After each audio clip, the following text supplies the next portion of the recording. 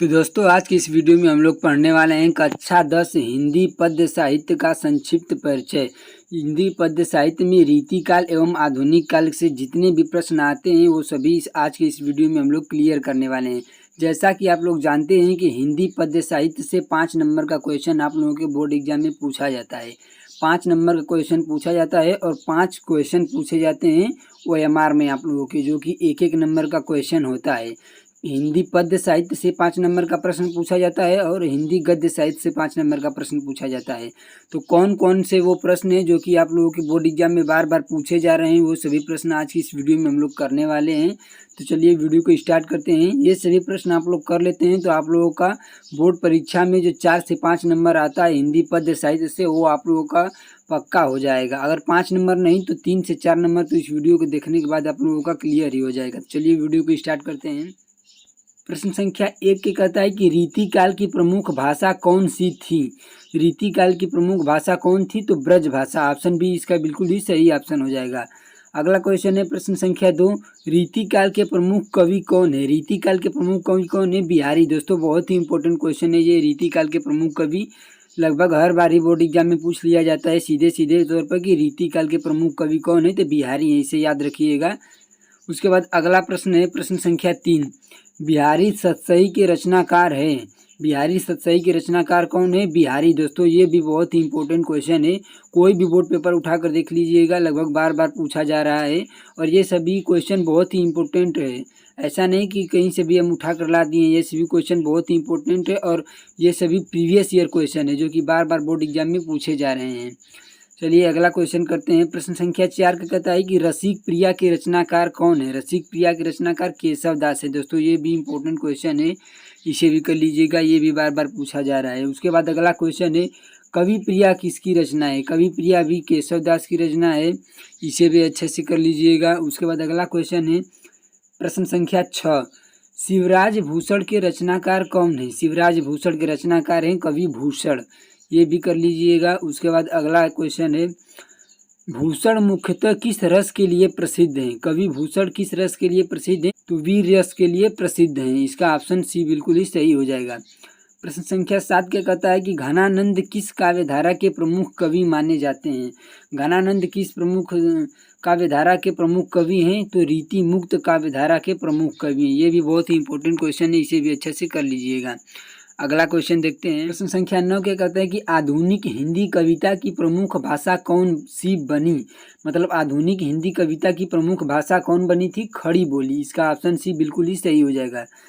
Question 10 क्या कहता है कि आधुनिक काल के प्रारंभिक प्रमुख साहित्यकार कौन माने जाते हैं? आधुनिक काल के प्रारंभिक प्रमुख साहित्यकार कौन माने जाते हैं? तो भारतेंदु हरिश्चंद्र। दोस्तों बहुत ही इंपॉर्टेंट क्वेश्चन ये भी है, बार बार पूछा जा रहा है, इसे अच्छे से कर लीजिएगा। उसके बाद अगला क्वेश्चन है प्रश्न संख्या 11, भारत भारती के रचनाकार कौन है? दोस्तों ये भी बहुत ही इंपॉर्टेंट क्वेश्चन है, इसे भी देख लीजिएगा। भारत भारती के रचनाकार मैथिली शरण गुप्त हैं, ऑप्शन ए बिल्कुल ही सही हो जाएगा इसका। उसके बाद कामायनी। दोस्तों ये भी बहुत ही बढ़िया प्रश्न है जो कि बार बार पूछा जा रहा है, कामायनी के रचनाकार कौन है?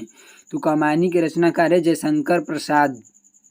उसके बाद अगला क्वेश्चन है प्रश्न संख्या 13, राम की शक्ति पूजा के रचनाकार कौन है? राम की शक्ति पूजा के रचनाकार है सूर्यकांत त्रिपाठी निराला।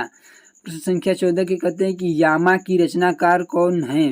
तो महादेवी वर्मा। दोस्तों बहुत ही इंपॉर्टेंट क्वेश्चन है, 3 रचना इनकी आती है, नीरजा, यामा और दीप शिखा। तो ये महादेवी वर्मा की ही रचना है, तो इसे अच्छे से कर लीजिएगा। इसमें से एक पूछता है, या यामा पूछेगा या नीरजा पूछेगा या दीप शिखा, इसे कर लीजिएगा। उसके बाद अगला क्वेश्चन है रश्मि रथी के रचनाकार कौन है? दोस्तों ये भी बहुत ही इंपॉर्टेंट क्वेश्चन है कि रश्मि रथी के रचनाकार कौन है?